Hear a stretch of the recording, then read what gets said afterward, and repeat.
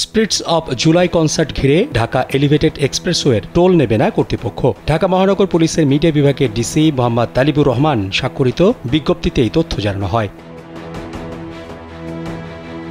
এতে বলা হয়, আগামী ২১শে December spirits of July concert উপলক্ষে দুপুর ২টা থেকে রাত ১১টা পর্যন্ত টোল ব্যতীত এয়ারপোর্ট, কুড়িল ও বনানী র্যাম্প দিয়ে এক্সপ্রেসওয়ে ব্যবহার করা যাবে।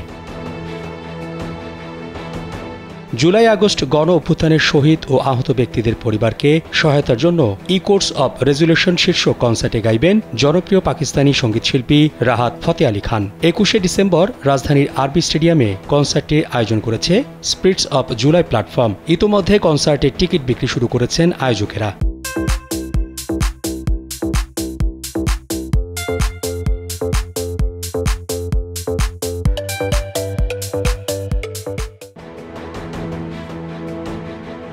এই কনসার্ট থেকে আয় হওয়া সব অর্থ শহীদ ও আহত ব্যক্তিদের পরিবার নিয়ে কাজ করা কল্যাণ সংস্থা জুলাই শহীদ স্মৃতি ফাউন্ডেশনে দেয়া হবে।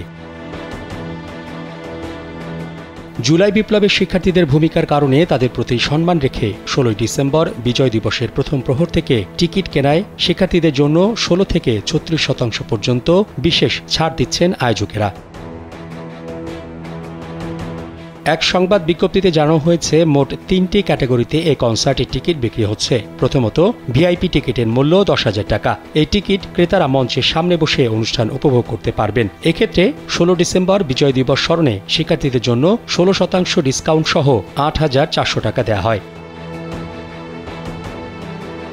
দ্বিতীয় ফ্রন্ট রো টিকিটের মূল্য ৪,৫০০ টাকা। এই টিকিট ক্রেতারা সামনের সারি থেকে কনসার্ট উপভোগ করতে পারবেন। এক্ষেত্রে গণ অভ্যুত্থানের বছর ২০২৪ সাল স্মরণে শিক্ষার্থীদের জন্য ২৪% ডিসকাউন্ট ছাড় সহ ৩,৪২০ টাকা দেওয়া হয়েছে। তৃতীয়ত, জেনারেল টিকিটের মূল্য ২,৫০০ টাকা। এই টিকিট ক্রেতারা পেছনের সারি থেকে কনসার্ট উপভোগ করতে পারবেন। এক্ষেত্রে ৩৬ জুলাই স্মরণে শিক্ষার্থীদের জন্য ৩৬% ডিসকাউন্ট সহ ১,৬০০ টাকা প্রদান করা হচ্ছে।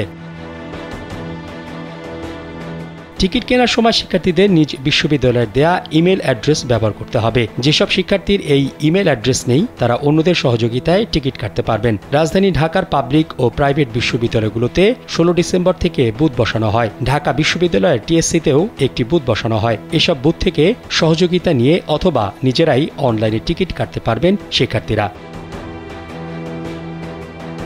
মোহাম্মদ শাহাবুদ্দিন মাহতাব, কালবেলা।